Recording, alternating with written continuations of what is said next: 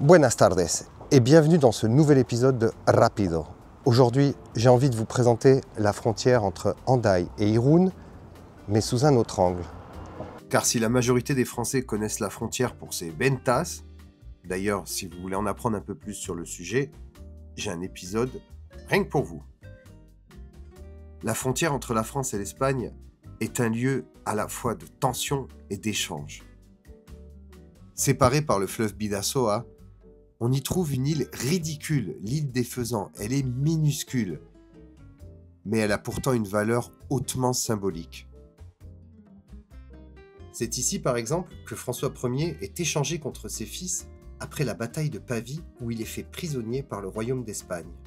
Et c'est ici également que Louis XIV recevra en épouse la fille du roi d'Espagne, Marie-Thérèse d'Autriche, en 1660. Mais Hendaye, c'est aussi de jolies balades au bord de la baie,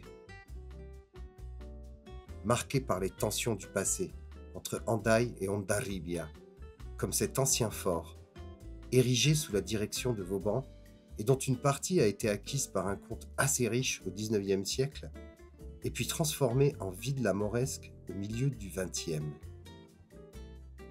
Malheureusement, elle ne peut être visitée que lors des journées du patrimoine. Bon, voilà pour Hendaye, la partie française. Comme vous le savez peut-être déjà, j'aime bien faire du petit bateau. Et là, on a la chance d'avoir un ferry qui va nous faire traverser le canal de la baie pour aller du côté espagnol à Hondarribia. Et si vous voulez même explorer l'océan, vous avez des expéditions qui sont organisées au sein de la marina d'Hendaye. Ah, ça y est, il est arrivé le petit bateau. On va y aller, on va y aller. En plus, c'est pas cher, ça vous coûte 2,50 € pour faire la traversée, ça dure à peine 5 minutes. Et vous êtes direct en Espagne.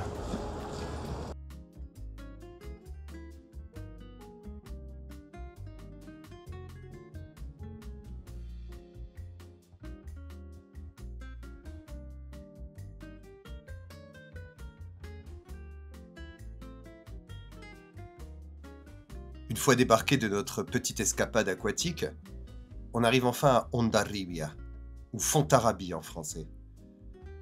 Un village côtier typique basque, avec son architecture traditionnelle et sa rue principale blindée de restaurants. En s'aventurant au cœur du centre-ville historique, on peut découvrir une architecture typiquement médiévale. Et même ceci. Et on arrive au fameux fort dont la construction a été ordonnée par Charles Quint. Alors de nos jours, ce n'est plus un établissement militaire, mais c'est ce qu'on appelle un parador national. Les paradores nacionales sont des hôtels en fait qui appartiennent à l'État et qui sont souvent, la plupart du temps, dans des lieux historiques très importants. On va voir si on peut rentrer.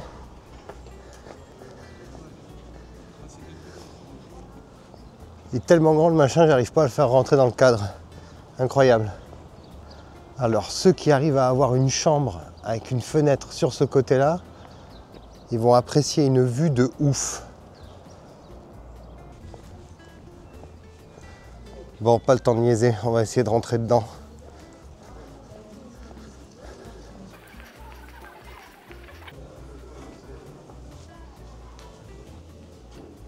Alors c'est toujours des ambiances ultra feutrées. Bon, je vous cache pas, c'est pas un Formule 1, hein, ça coûte bien plus cher. Mais alors, voilà le cadre. Hein. Bon, pour les petites bourses, on peut toujours prendre un petit café dans un cadre des plus sympathiques. D'ailleurs, c'est ce que je vais faire.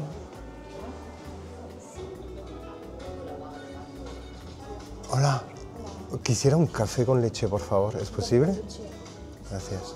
Bon, à 2,40 € le café au lit, dans un tel cadre, ça le fait. Et après une balade pittoresque dans cette petite ville de bord de mer, je ne pouvais pas m'empêcher de vous montrer un endroit où il faut absolument aller. C'est, à mon avis, le meilleur bar à Hondarribia pour déguster des pinchos. Et vous allez très vite savoir pourquoi. Il s'agit du bar Lorechu. Pour ceux qui ont la possibilité d'y aller, je vous mets le lien en description. Gracias. Hop, on a déjà une tortilla de patatas. C'est donc mon spot préféré. Franchement, ici, pour manger du poisson, des calamars, c'est le meilleur endroit. Bon, par contre, comme il y a du monde, il ne faut pas être pressé, hein. Là, par exemple, les calamars, ils sont vraiment frais, ils sont faits sur le moment. Donc ça va être en fonction du monde. La tortilla, quant à elle, elle est déjà prête. Donc ça, c'est servi directement. C'est ma petite tapas avant le plat de résistance. Voilà pourquoi il faut venir ici. Ces calamars, c'est une dinguerie. Là, ils sont sous forme de ration, donc c'est normalement à partager. Mais c'est tellement bon que je ne les partage même pas. Je vais tout bouffer. C'est vraiment un plat super simple. C'est juste du calamar. Mais il y a tout. Vous avez les anneaux, mais vous avez aussi les tentacules. C'est servi avec du citron et une petite aioli. Pas dégueu. Allez, te aproveche.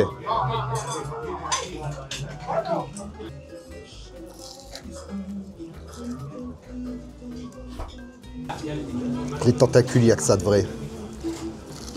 Donc voilà, c'était mon petit bon plan du jour. N'hésitez pas à en profiter, c'est vraiment extraordinaire. J'espère que cette vidéo vous a plu, c'est maintenant terminé. Et à la prochaine pour un rapido.